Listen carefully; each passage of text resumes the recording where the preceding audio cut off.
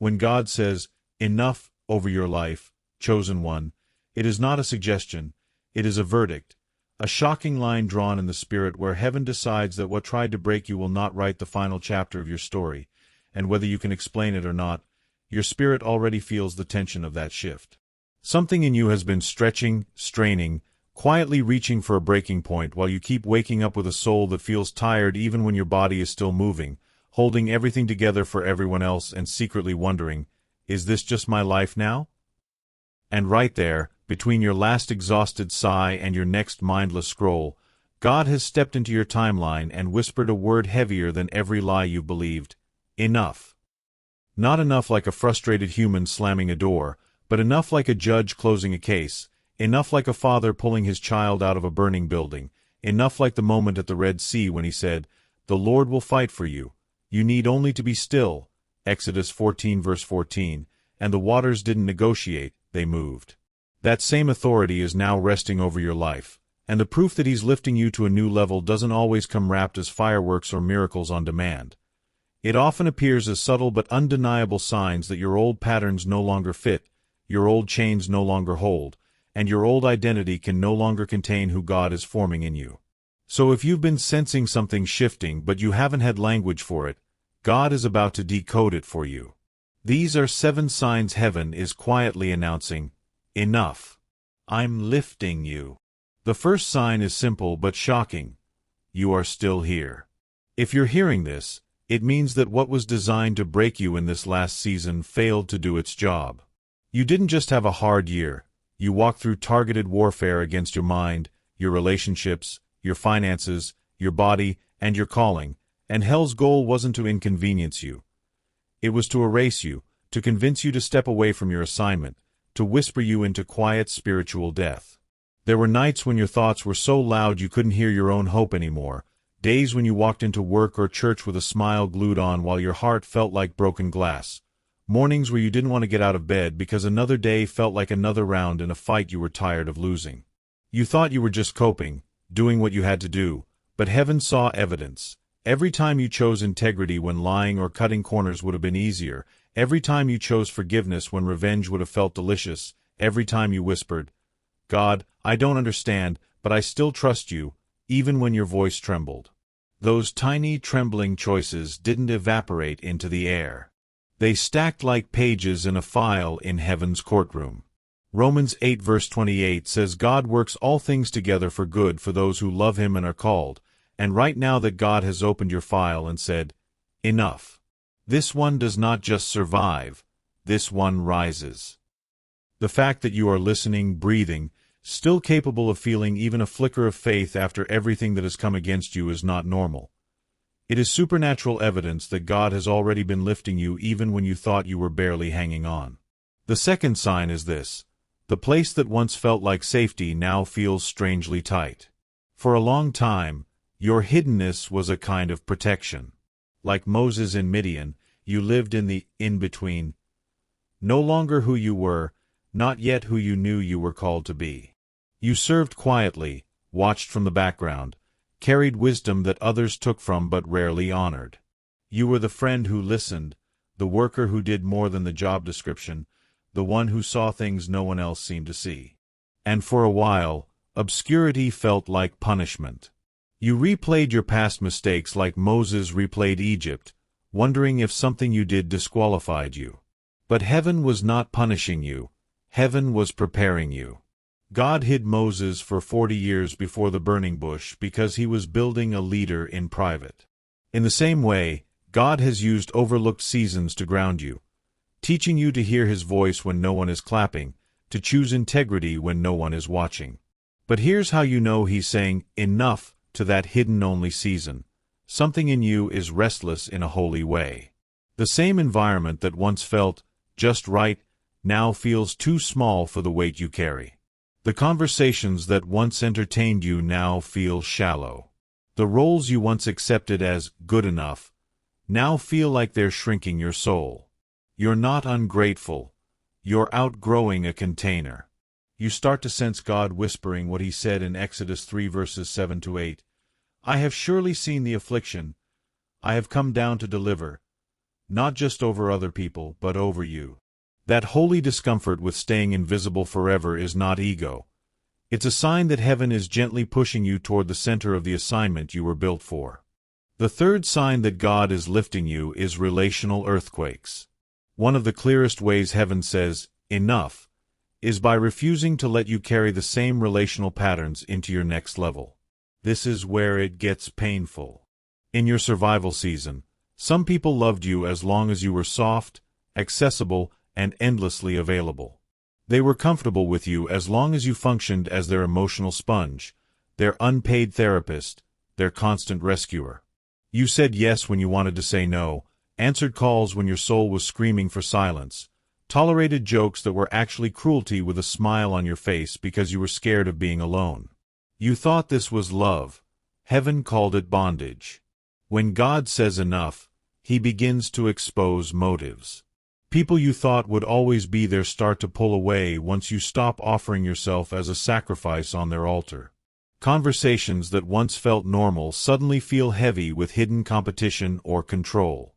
Some relationships die quietly. Some end in explosions of truth. Either way, as the dust settles, you realize something. God wasn't just taking people away. He was removing those who would suffocate you at the altitude He's taking you to. Galatians 5 verse 1 says it is for freedom Christ set you free. That freedom always includes the freedom to say, "I love you, but I can't continue like this." You learn that love without boundaries is not love. It's self-erasure. You start listening when the Holy Spirit turns the light on red flags instead of painting them white. So if you've walked through betrayal, ghosting, surprising distance, or painful endings, and at the same time, God has slipped new, healthier connections into your life, even if it's just one or two, you're not cursed. You're being edited for elevation. The friendships that remain after truth and boundaries are introduced are the ones fit for where you're going. The fourth sign is that your yes and no begin to change. Before, your life was shaped by obligation. You said yes because you felt guilty, because you didn't want to look selfish, because somewhere deep down you believed you were only worthy if you were useful. You wore exhaustion like a badge of honor, called burnout ministry, and treated rest like a reward instead of a command. But when God says, "Enough," He starts rewiring what you call holy. Suddenly, your soul is allergic to fake peace, the kind that comes from avoiding conflict while you die quietly inside. Galatians 5 verse 1 doesn't just free you from obvious sin. It frees you from the yokes you agreed to that God never put on you. So you start making small but radical choices, turning down invitations that drain you, stepping out of roles that looked spiritual but were really self-destruction, taking a day off without apologizing, letting messages sit unanswered while you breathe and listen to God. At first, the guilt screams. The old programming tells you, you're failing. You're selfish. They'll leave you if you're not endlessly available. But as you obey heaven's enough, something else happens. Your nervous system slowly calms, your mind clears, your creativity returns. You realize the world did not collapse because you chose health. The people who only valued you for your usefulness become uncomfortable and may distance themselves. The ones who love you for you respect your boundaries and maybe even start setting their own. This shift in your yes and no is a sign you are no longer living as a slave to everyone else's expectations. You are living as a steward of what God actually put in your hands. The fifth sign is an upgrade in how you see. For a long time, you were blindsided by people, opportunities, offers that looked good but carried poison underneath. You trusted words because you wanted to believe everyone's heart was as honest as yours. You ignored your inner discomfort because you didn't want to be paranoid or judgmental. And the enemy used that softness as a doorway. But the very betrayals and disappointments that hurt you are the same ones God has used to sharpen your discernment. Now, when you walk into a room, something in you can sense when the atmosphere is off. When someone flatters you, you can feel if their words are clean or if there's a hook behind them. When an opportunity comes that looks perfect on paper but the Spirit whispers, "No," you pause. 1 John 4 verse 1 says, "Don't believe every spirit, but test them, and you are finally obeying that command, not out of suspicion, but out of partnership with the Holy Spirit. This is a sign of elevation. God will not send you into higher assignments blind.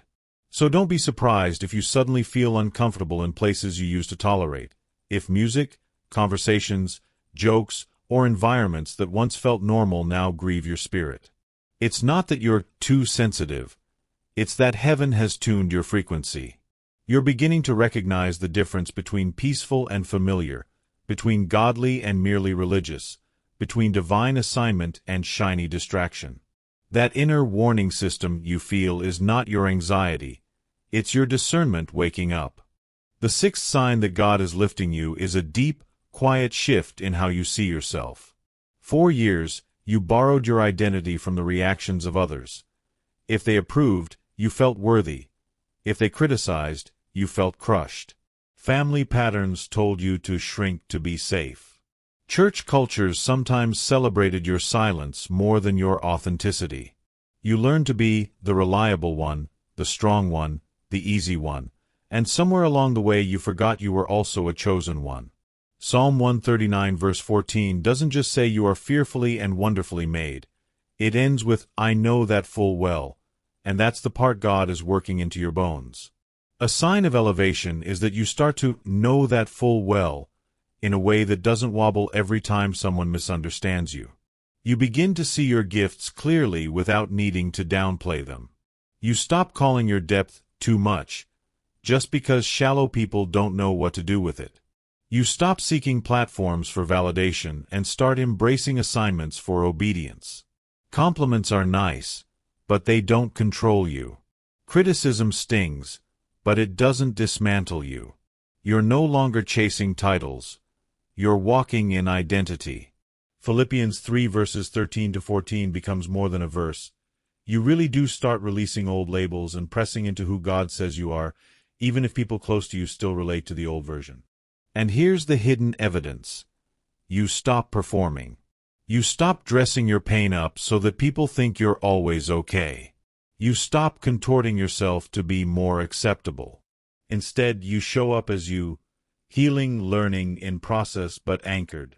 That stability, even in the middle of unanswered questions, is a sign of a new level. The seventh sign that God has said, enough, and is lifting you is that your external reality slowly starts to reflect the internal reset. Not instantly, not magically, but undeniably. Deuteronomy 28 verse 12 talks about God opening the heavens to bless the work of your hands. Notice, not your wishes, not your fantasies, the work of your hands. As you step into obedience, even small steps, watch what happens. Ideas come that actually work, doors open that fit your character and calling, not just your ego. Relationships appear that feel like home for your soul. Resources arrive, just in time, enough times that you can't call it luck anymore. Bills that should have drowned you get paid. Skills you buried start making room for you. The enemy will still test you with scarcity, panic, and what if it all falls apart? Thoughts, but deep under that, you start to feel a steady confidence. God is not just keeping me alive, He's aligning my life. This doesn't mean you'll never struggle again. It means the pattern is shifting from constant crisis to noticeable grace. You move from always behind to strategically building. You move from survival-driven hustling to spirit-led diligence.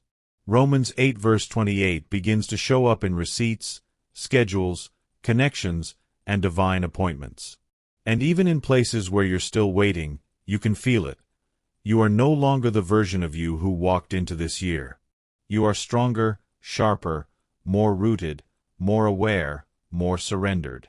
Chosen one, if you see yourself in these signs, if your survival suddenly feels suspiciously miraculous, if your hidden season feels too small, if your relationships are shaking, your boundaries are changing, your discernment is sharper, your identity is settling, and your reality is slowly beginning to align, this is your confirmation.